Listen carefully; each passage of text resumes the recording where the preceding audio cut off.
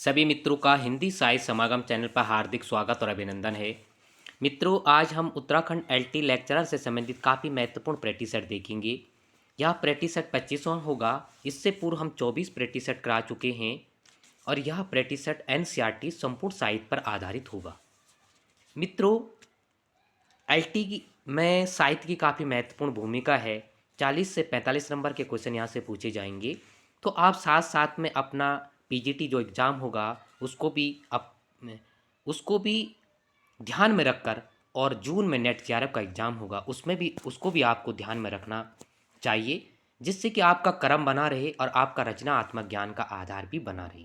एक ही एग्ज़ाम को आप देखेंगे तो आपको विस्तार से एक व्यापक रूप से ज्ञान नहीं हो पाएगा, और सृजनात्मकता तभी बढ़ेगी जब आप सारे सब्जेक्ट को देखेंगे, सिलेबस को देखेंगे, एलटी लेक्चर नेट जेआरएफ का, तो एक बेहतर आपका आकलन मूल्यांकन होता रहेगा। इससे पूर्व हम शिक्षण अभिरुचि के काफ़ी महत्वपूर्ण प्रैक्टिस सेट करा चुके हैं 20 से 21। उसमें अब बिंदुवार यानी टॉपिक वाइज हमने करवाए हैं। पहले शिक्षण अधिगम का, फिर व्यक्तित्व यानी पर्सनैलिटी का, और उसके बाद आरटीई यानी शिक्षा का अधिकार अधिनियम 2009। तो यह संपूर्ण वीडियो आप प्लेलिस्ट में जाकर देख सकते हैं। एक महत्वपूर्ण बार बार एक तथ्य आता है, एक आपका विचार उभर कर आता है सामने कि सर एग्ज़ाम कब होगा, कब विज्ञप्ति आएगी, पोस्ट कब आएगी। तो मित्रों, मेरा कहने का तात्पर्य यह है कि जब तक मेरे पास कोई प्रमाणित तथ्य उपलब्ध ना हो तो मैं आपको गुमराह नहीं कर सकता हूँ, बिल्कुल भी नहीं।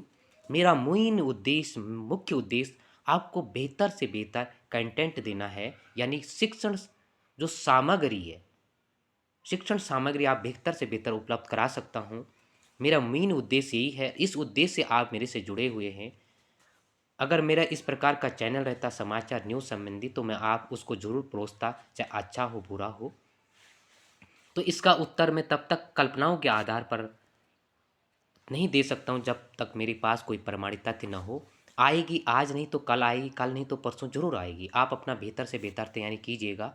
4 साल बाद आपको मौका मिलेगा। जरा सोचना, चिंतन करना गंभीरता से। 4 साल के बाद एग्ज़ाम आएगा और हम सारा समय यहीं पर हाय तौबा करने पर व्यतीत कर देंगे, ग्रुप ग्रुप खेलने पर व्यतीत कर देंगे कि कब आ रही, क्या आ रही, या कैसा आ रही।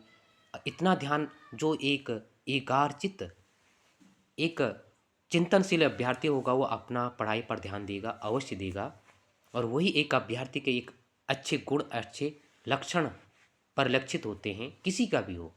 आप समझदार हैं, ज़्यादा ज्ञान में आपको नहीं बांट सकता हूँ। आपने बीएड किया है, टेट किया है, एमए किया है, और बहुत से सालों से आप एग्ज़ाम दे रहे हैं। लेकिन यही कहूँगा कि एक अच्छा अभ्यर्थी होने के साथ साथ आपको संयम बरतना चाहिए, और साथ ही आपको अपने अध्ययन में जुड़ना चाहिए। उसी वही आपके लिए अच्छा और बेहतर होगा। और जब रिजल्ट निकलेगा, कल पेपर होगा, उसके बाद आंसर की आएगी, परिणाम भी आ जाएगा, 6 महीने भी नहीं लगेंगे। तब देखना कि रिजल्ट कैसा रहता है। 4 साल बाद आप जिसके इंतज़ार कर रहे हैं, आप दिन रात एक कीजिएगा, आपको सफलता अवश्य मिलेगी। ये सोचिए मुझे बेहतर से बेहतर करना है, ठीक है। तो देखते हैं, आज का पहला क्वेश्चन देखते हैं। प्रेमचंद की कहानी सदगति का पात्र नहीं है, तो सदगति का पात्र कौन सा नहीं होगा? बुधिया, दुखी चमार, झुरिया और पंडित घासी राम। तो इसका सही आंसर क्या होगा? तो जो प्रेमचंद की सदगति की बात कर रहा है, ये पात्र नहीं है बुधिया, ठीक है। या किसका पात्र है? एक देखा होगा आपने, कफन, ठीक है। कफन है 36 की रचना है, ठीक है। और इस कफन में और भी पात्र हैं, 36 की है। अंतिम कहानी और अंतिम कहानी संग्रह है। गीसू है, माधव है, बुधिया, ये 3 हैं इनके। और झुरिया, घासीराम, दुखी चमार, ये किसके हैं? ये सदगति कब की है? 1930 की कहानी है, ठीक है। प्रेमचंद के कहानी और उपन्यास के पात्र हमेशा पूछे जाते हैं, भूमिका से क्वेश्चन बनता ही बनता है।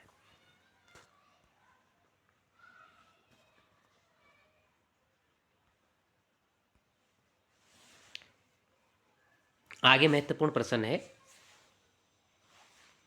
करते तुलसीदास भी कैसे मानसनाद, महावीर का यदि उन्हें मिलता नहीं प्रसाद। क्या यह पंक्तियाँ किस कवि की है? ए महावीर प्रसाद, बी हजारी प्रसाद, सी मैथिली शरण गुप्त, और डी रामधारी सिंह दिनकर।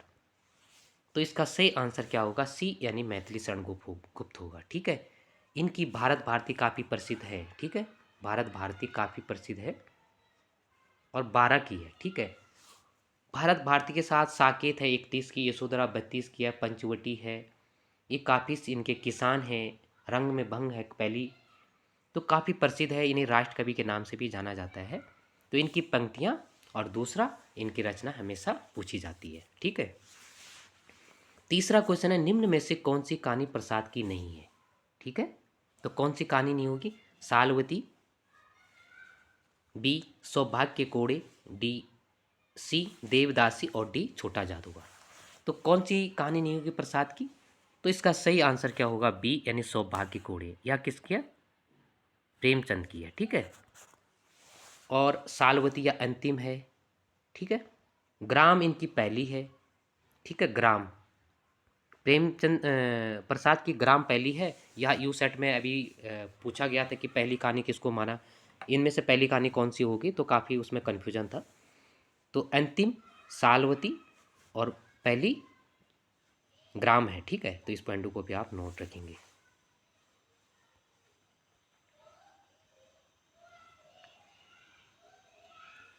चौथा नंबर का प्रश्न है, पृथ्वीराज रासो को प्रमाणित मानने वाले विद्वानों में नहीं है। तो पृथ्वीराज रासो को जो प्रमाणित मानने वाले विद्वान हैं वो कौन से नहीं होंगे? श्याम सुंदर दास, ए बी रामचंद्र शुक्ल, सी मिश्र बंधु और डी कर्नल टाट। तो आपने इसका आकलन कर दिया होगा। तो इसका सही आंसर क्या होगा चौथे का? इसका सही आंसर क्या होगा? रामचंद्र शुक्ल। रामचंद्र शुक्ल जो है इसको अप्रमाणित मानते हैं। ठीक है, कैसी विडंबना है, रामचंद्र शुक्ल ही ऐसे मानते हैं कि यह रचना जो है पहला महाकाव्य है और पहला महाकवि है, चंद्रवरदाई पहला है, और वहीं इसको अप्रमाणित मानते हैं, कहते हैं यह जाली भी है। ठीक है, और दूसरा पहला इसको देखो मिश्र बंधु भी पहला महाकाव्य मानते हैं, ऐसा वाक्य आपने देखा होगा। ठीक है, तो इसमें भी आप कंफ्यूजन नहीं होंगे। ठीक है, तो इन पॉइंटों को याद कर लेना आप। जैसे मिश्र बंधु ने एक वाक्य काफ़ी बड़ी, हिंदी का वास्तविक प्रथम महाकाव्य कवि चंद्रवरदाई को कहा जा सकता है। ठीक है, किसने कहा? यानी कुल मिला के प्रथम कवि भी वो मिश्र बंधु भी मानते हैं। रामचंद्र शुक्ल ने कहा, रामचंद्र शुक्ल ने भी यही कहा कि इसको जो है पहला काव्य है। ठीक है, लेकिन वहीं वो दूसरी ओर कहते हैं कि यह जो है यह ग्रंथ जो है जाली महसूस होता है। तो इन मतभेद के अनुसार इनको भी नोट कर लेना। एक आता अर्ध प्रमाणित। ठीक है, अर्ध प्रमाणित। ठीक है, तो इसकी बात आएगी तो किसकी बात आएगी? यह प्रसाद। ठीक है, अर्ध प्रमाणित कौन मानते हैं? एक प्रसाद मानते हैं, दूसरा सुनिधि कुमार चटर्जी मानती है, दशरथ ओझा, ये तीन लोग क्या मानते हैं? 3 से 4 अर्ध प्रमाणित। प्रमाणित कौन मानता है? श्याम सुंदरदान, मिश्र बंधु। और अप्रमाणित रामचंद्र शुक्ल मानते हैं, राम कुमार वर्मा मानते हैं, डॉक्टर भूलर भी मानते हैं। ठीक है, आगे प्रश्न हम देखते हैं पांचवा, घायल की गति घायल जाने और न जाने कोई। ठीक है, और न जाने कोई, यह पंक्तियां किस कवि या लेखिका की है, लेखक की है? ठीक है, ए रसकान, बी मीराबाई, सी सूरदास और डी तुलसीदास। तो कन्फ्यूजन नहीं होंगे, ये या मीराबाई का है।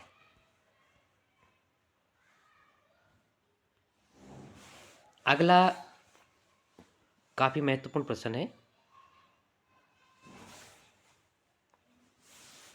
कौन सा उपन्यास हजारी प्रसाद द्विवेदी का नहीं है? ठीक है, ए अनाम स्वामी, बी बाण भट्ट की आत्मकथा, सी चारूचंद, डी पुनर्नवा।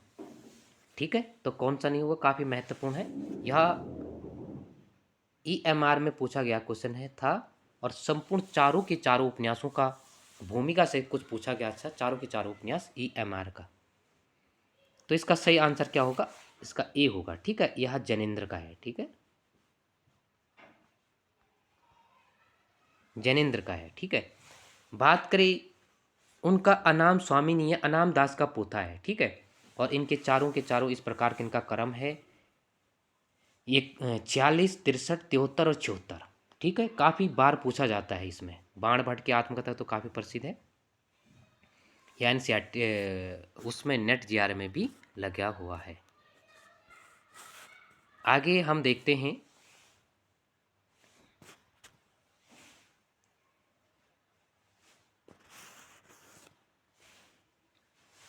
अपने यहाँ संसद ऐसी धानी है जिसमें आधा तेल और आधा पानी है पंक्तियां हैं। ए नागार्जुन, बी सुदामा पांडे धूमिल, सी दुष्यंत कुमार और डी सर्वेश्वर दयाल सक्सेना। तो इसका सही आंसर क्या होगा?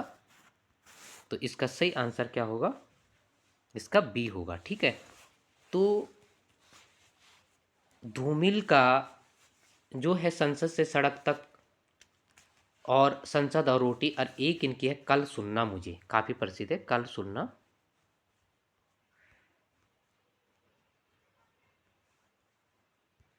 मुझे। ठीक है, इसमें साहित्य अकादमी पुरस्कार इन्हें प्राप्त हुआ था। इनकी प्रसिद्ध क्या है? संसद से सड़क तक और संसद और रोटी। हमें कन्फ्यूजन होता प्रसिद्ध यही है तो इसमें साहित्य अकादमी पुरस्कार मिला होगा, लेकिन ऐसा नहीं है। साहित्य अकादमी पुरस्कार जो है कल सुनना मुझे में मिला था। ठीक है, इस पॉइंट को नोट कर लेना। 8वां नंबर का प्रश्न है, मैं साफ कह दूं यह कहानी नहीं जीवनी है, जीवनियां हैं ये चलते फिरते आदमी के सब चित्र हैं। रेखा चित्र को सब चित्र कहा, यह हुआ कि किस लेखक की है? लेखक का है। ठीक है, ए पदम सिंह शर्मा, बी डॉक्टर नगेंद्र,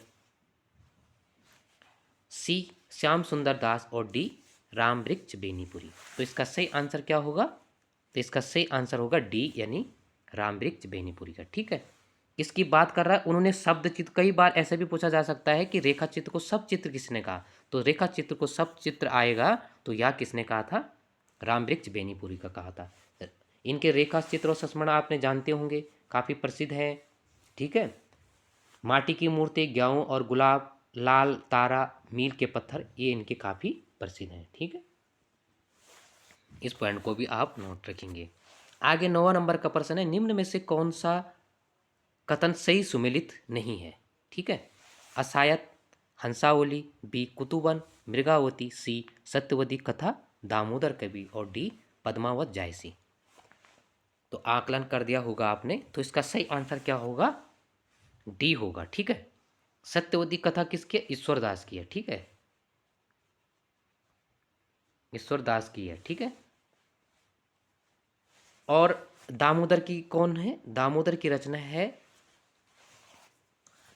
लखन सेन पद्मावती। देखो पद्मावती तो जायसी की है, लेकिन दामोदर की है कौन सी है? लखन सेन पद्मावती। अब इनको जो है हजारी प्रसाद पहले कवि मानते हैं, इस पॉइंट को भी नोट कर लेना, प्रेम कुमार की शाखा की।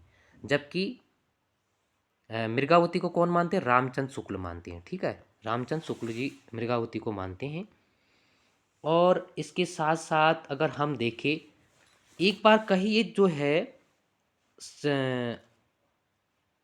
इसको जो है असायत को, ठीक है ना, असायत को गणपति चंद्रगुप्त मानते हैं। गणपति चंद्रगुप्त और नगेंद्र भी मानते हैं। ठीक है, कई बार कंफ्यूजन हो जाते तो दोनों ही मानते हैं। पहला कवि, ठीक है, पहली रचना कौन कौन मानते? कवि रचना जो मानते हैं वह नगेंद्र और गणपति मानते हैं। जबकि हजारी प्रसाद सत्यवती कथा को मानते और रामचंद्र शुक्ल कुतुबन को मानते हैं। तो इन चारों पॉइंटों को भी आप नोट कर लेना।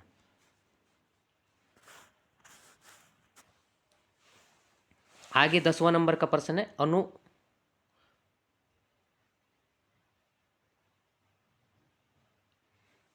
10वां नंबर का प्रश्न है, अनुप्रास का बासा भारतीय जनता के प्रतिनिधि कवि तुलसीदास को किसने कहा? ठीक है, तो किसने कहा? अनुप्रास का बादशाह और भारतीय जनता के प्रतिनिधि कवि तुलसीदास को किसने कहा? ए हजारी प्रसाद द्विवेदी, बी रामचंद्र शुक्ल, सी राम विलास शर्मा और डी बच्चन सिंह। तो 10वां का सही आंसर क्या होगा?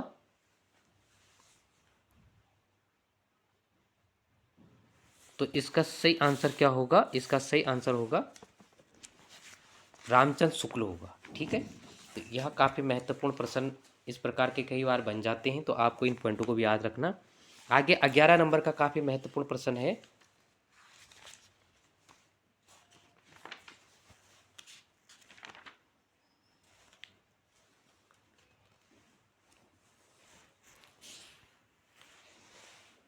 खीरा सिर से काटिए मलियत नमक लगाई, यह उक्ति किस कवि की है? बहुत ही महत्वपूर्ण है। सिर कहाँ से, खीरा को काटोगे तो कहाँ से काटना है? सिर से काटना है, और फिर मलियत नमक लगाए, फिर उसमें नमक लगाना है, फिर खा के आपको कैसा स्वाद आता है। तो इसका स्वाद कैसे होगा आप जानोगे। ए तुलसीदास, बी रसकान, सी रविदास और डी रहीमदास। तो इसका सही आंसर क्या होगा 11 का?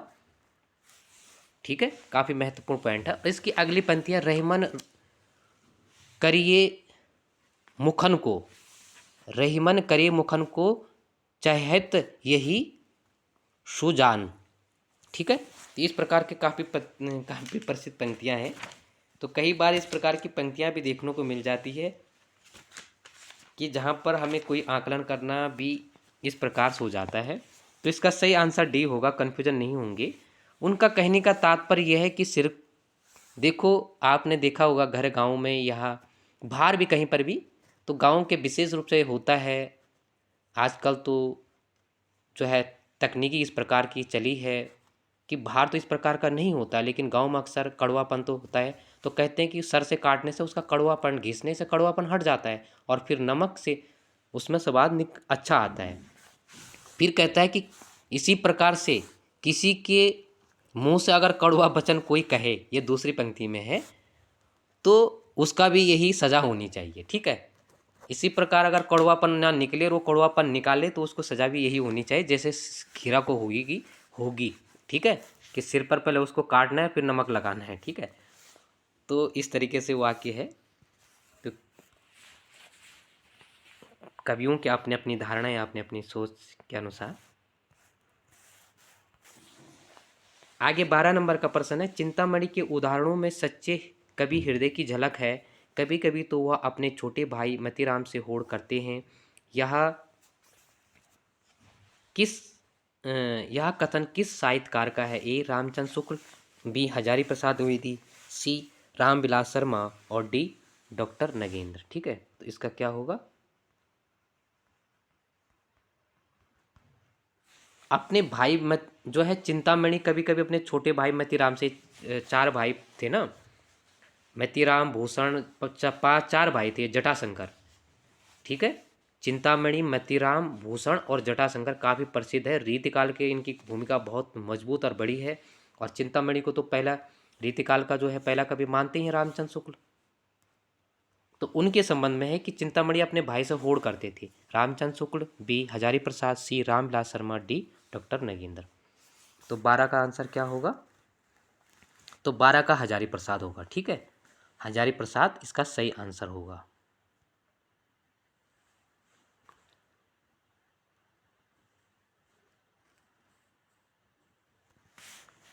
आगे प्रश्न है,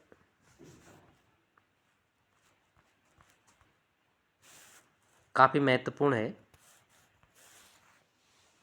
अंधेरे में कविता का प्रकाशन आशंका के दीद अंधेरे में कब हुआ? जो अंधेरे में कविता है किसकी? मुक्तिबोध की है ना। उसका पहला जो प्रकाशन हुआ था आशंका के दीप अंधेरे में, कब हुआ था? 1965, 1980, 1964, 1990। तो इसका सही आंसर क्या होगा? तो अंधेरे में कविता काफी प्रसिद्ध है, तो इसका सही आंसर होगा 64 में। ठीक है, और यह किस में संकलित है? या किस में संकलित है? काला और बूढ़ा चांद में संकलित है। ठीक है, और काला बूढ़ा चांद भी 64 की है ना, तो उसमें संकलित है, तो 64 होगा। 80 में उनकी भूरी भूरी खाक धूल, ये दूसरी है। 3 ही उनके काव्य मिलते हैं, इसके अंतर्गत उनकी 8 हैं। ठीक है, काला और बूढ़ा चांद, ओह सॉरी, चांद का मुंह टेढ़ा, सॉरी, इसमें चांद का मुंह टेढ़ा करना है। ठीक है, ये 64 की है और यह भी इसी में संकलित थी। उसमें 8 कविताएं हैं और भूरी भूरी खाक में भी 2 कविताएं हैं। भूरी भूरी खाक धूल में भी 2 हैं। ये 80 की है उनकी। ठीक है, भूरी भूरी खाक जो है 80 की है। 1 मिनट,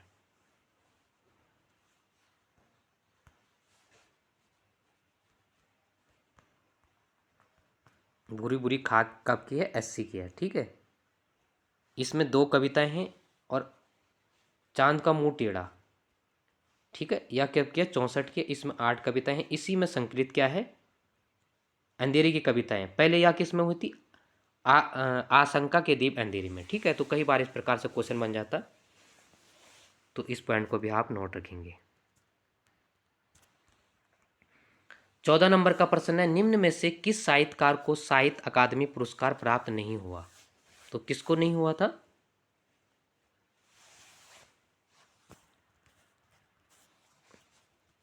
ए आचार्य नरेंद्र देव, बी सुमित्रा नंदन पंत, सी रामधारी सिंह दिनकर और डी महादेवी वर्मा। तो इसका सही आंसर क्या होगा?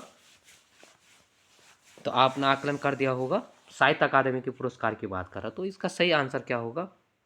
महादेवी वर्मा। ठीक है, इनको भी मिला था, काला बूढ़ा चांद के लिए मिला था, आप कन्फ्यूजन होंगे नहीं। आचार्य नरेंद्र देव को भी मिला था।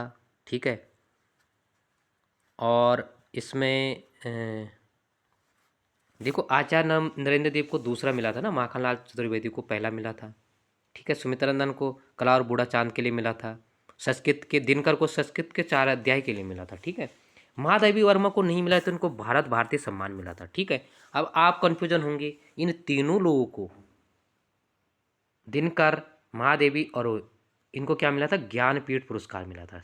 ठीक है, इन तीनों लोगों को ज्ञानपीठ पुरस्कार मिला था। ठीक है, लेकिन महादेवी वर्मा को साहित्य अकादमी पुरस्कार नहीं मिला था, भारत भारती पुरस्कार प्राप्त हुआ था। ठीक है, नरेंद्र देव को मिला था, दूसरा मिला था, क्रम में दूसरा मिला था। ठीक है, आगे काफी महत्वपूर्ण है, देहरादून तथा भारत गीत किस भाषा में रचित कृति है? ए अवधी भाषा, बी खड़ी बोली, सी ब्रज भाषा और डी मैथिली भाषा।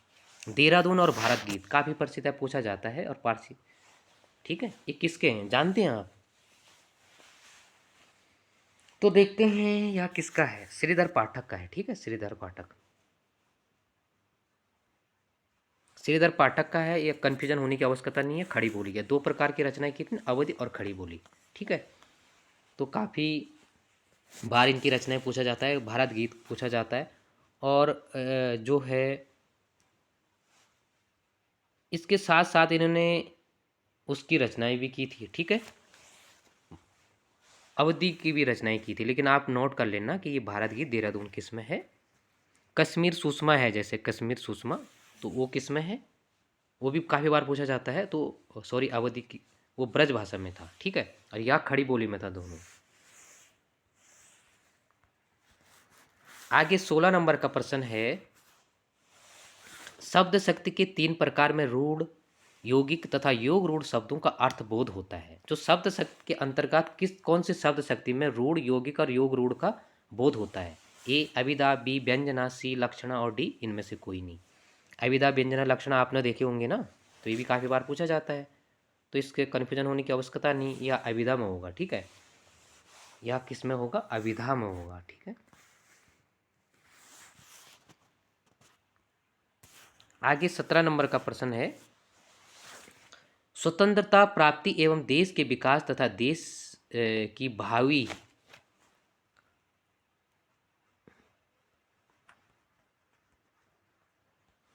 निर्माण में बुद्धिजीवियों की भूमिका की यथार्थ का चित्रण किया गया किस उपन्यास में? ए मेरी तेरी उसकी बात, बी देशद्रोही, सी दादा कामरेड और डी झूठ सच।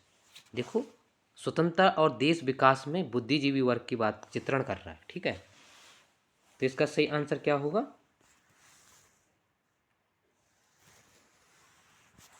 तो इसका आकलन आपने कर दिया होगा, तो इसका सही आंसर क्या होगा?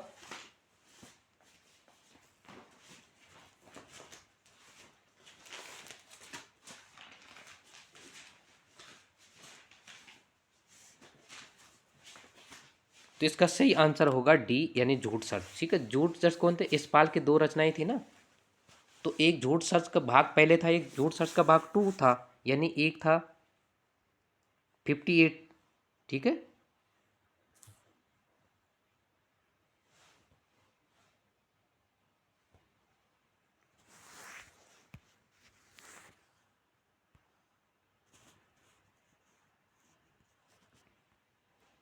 इसमें 2 भाग थे इनके, एक झूठ सच 58 का भाग 1 और दूसरा 60 का है। ठीक है, तो जो सेकंड भाग था उसमें यह कहा गया था स्वतंत्रता प्राप्ति के बाद और निर्माण में बुद्धिजीवी वर्ग का, जबकि पहले भाग में क्या कहा गया था? तो राष्ट्रीय विकास तथा त्रासदी का वर्णन किया गया था। ठीक है, यह महत्वपूर्ण है।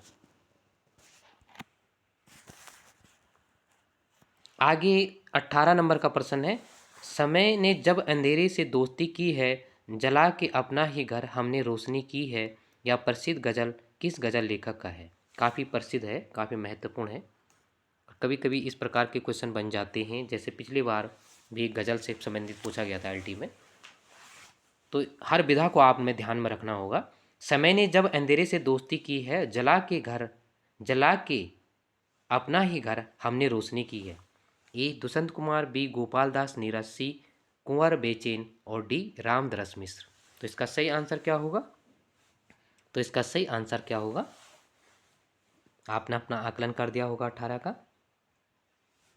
तो इसका सही आंसर होगा बी, यानी गोपाल दास नीरज होगा। ठीक है, कन्फ्यूजन नहीं होंगे। और इनकी काफ़ी प्रसिद्ध है ही गज़ल से संबंधित। रामदरस मिश्र भी है, आप याद कर लेना, सारे गज़ल से संबंधित है। रामदरस मिश्र भी है, कुंवर बेचैन भी है, और दुष्यंत कुमार तो है ही। ठीक है, दुष्यंत कुमार को तो आप जानते हैं, गज़ल से संबंधित है ना। इनकी गज़लें पिछली बार भी आ चुका हो गई है, पीर पर्वत से निकलनी चाहिए, और कहाँ हर एक घर के लिए चिरागा था, ये पिछली बार पूछा गया था। और रामदास की मिश्र के भी हैं। अब देखो, कई बार प्रश्न आ जाता है, तो पहले तो आ जाता है कई बार कि यह जो गज़ल शब्द है स्त्रीलिंग से संबंधित है। ठीक, पहले पॉइंट तो यह स्त्रीलिंग शब्द है यह।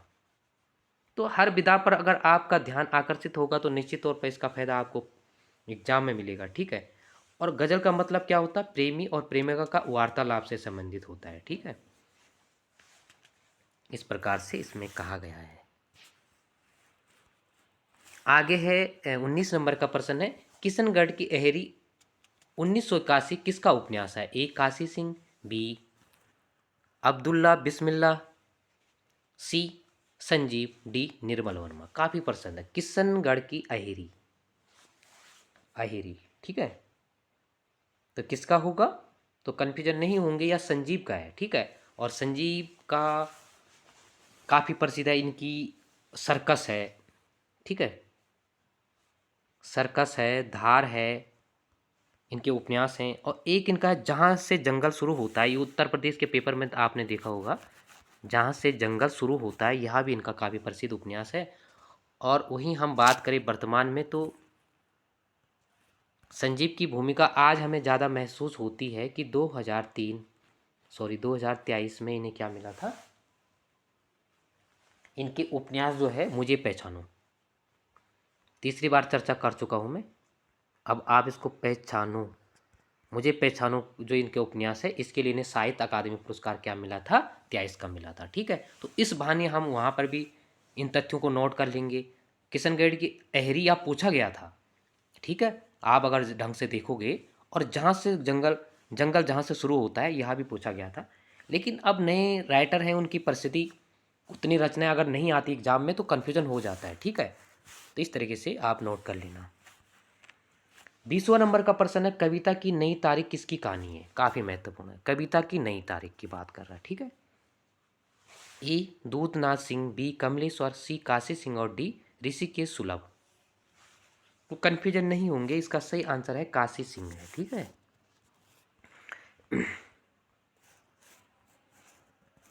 अगला काफ़ी महत्वपूर्ण प्रश्न है, निम्न में से कौन सा सही सुमेलित नहीं है? ए मोहनदास नेमेसी राय अपने अपने पिंजरे, बी सूरजपाल सिंह तिरस्कृत, और सी माता प्रसाद झोपड़ी से राजभवन, डी तुलसीदास मेरी पत्नी और भेड़िया। ठीक है, तो इसका सही आंसर क्या होगा? तो 21 का सही आंसर क्या होगा? तो इसका कन्फ्यूजन नहीं होंगे, डी होगा। ठीक है, ठीक है, ये डॉक्टर धर्मवीर का है। ठीक है,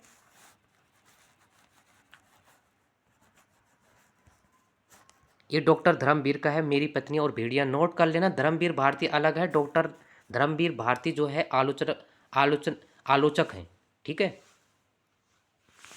एक प्रसिद्ध धर्मवीर डॉक्टर धर्मवीर जी आलोचक की श्रेणी में आते हैं। आलोचनात्मक जो इन्हें रचनाएं की थी उनसे संबंधित आते हैं। ठीक है, दूसरा तुलसीदास, तो तुलसीदास एनसीईआरटी में लगा हुआ है। तुलसीराम, ठीक है, तो एनसीईआरटी में लगा हुआ एक इनकी काफ़ी प्रसिद्ध आती है, मुर्दिया,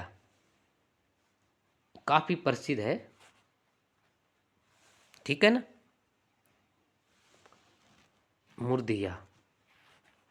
ठीक है, और एक मणिकर्णिका इनके आती है। ठीक है, दूसरा इनका मणिकर्णिका काफ़ी प्रसिद्ध है। ये दोनों इनकी जो है आत्मकथाओं से संबंधित है, तो ये आत्मकथाओं से संबंधित है। पहले कई बार आ जाता है कि दलित आत्मकथा से अपने अपने पिंजरे, तो इस पॉइंट को भी नोट कर लेना। काफ़ी प्रसिद्ध है, यह धर्मवीर भारती की है। ठीक है, आगे महत्वपूर्ण प्रश्न है तीसरा 22वां। पहाड़ों पहाड़ों में प्रेम में संगीत, पहाड़ों में प्रेम में संगीत किसका रिपोर्ट ताज है? तो रिपोर्ट ताज किसका है? ए उपेंद्र नाथ अस्क, बी प्रकाश चंद्रगुप्त, सी धर्मवीर भारती, डी रागे राघव। तो यह किसका होगा? तो कन्फ्यूजन नहीं होंगे, यह किसका है? इसका सही आंसर एक होगा, उपेंद्र नाथ अस्क। ठीक है, और काफ़ी उपन्यास इनके अन्य विधा में बहुत बेहतर काम किया उपेंद्र नाथ अस्क ने। ठीक है, उसके बाद हम देखें तो एक आता है, इनका आता प्रकाश का, तो बंगाल का अकाल इनका काफ़ी प्रसिद्ध है, बंगाल का अकाल। ठीक है, बंगाल का अकाल आता है, रागे रावा तूफानों के बीच आता है, तूफानों के बीच। ठीक है, तूफानों के बीच। वहीं हम बात करें धर्मवीर भारती की, तो इनका युद्ध यात्रा एक आता है, इनका युद्ध यात्रा। ठीक है, इसको भी आप पॉइंट आप नोट कर लेंगे। अगर हम बात करें तो कई बार संशय बना रहता है, जैसे कि अभी एलटी लेक्चर में कई बार नेट में भी यहाँ एग्जाम पूछा जाता है, और रिपोर्ट ताज से संबंधित तो काफ़ी बार क्वेश्चन बनता ही है। पहले तो आते हैं शब्द, अगर शब्द की बात करें तो यह जो है फ्रेंच शब्द है। ठीक है, यानी फ्रांस से संबंधित यह शब्द है। अब फ्रांस से संबंधित है, लेकिन हम कहते हैं कि जनक किसको माना जाए, तो जनक जो है इलिया एहरेन वर्ग को माना जाता है, इलिया एहरेन वर्ग को माना जाता है। और यह कहाँ की है? यह कहाँ के हैं? यह जो रूस के हैं। अब कन्फ्यूजन क्या बन जाता है कि शब्द तो है फ्रेंच का यानी फ्रांस का, और जो जनक थे वो कहाँ के थे? रूस का। तो यहाँ पर कन्फ्यूजन बन जाता है। तो इसीलिए इस तथ्य को आप लोग को नोट करना, शब्द की बात आएगी तो फ्रेंच आएगा, और अगर जनक की बात आएगा तो इलिया एहरेन वर्ग का यानी रूस के संबंधित है। ठीक है, तो इस पॉइंट को आप नोट करेंगे। तो मित्रों, आज के लिए इतना ही।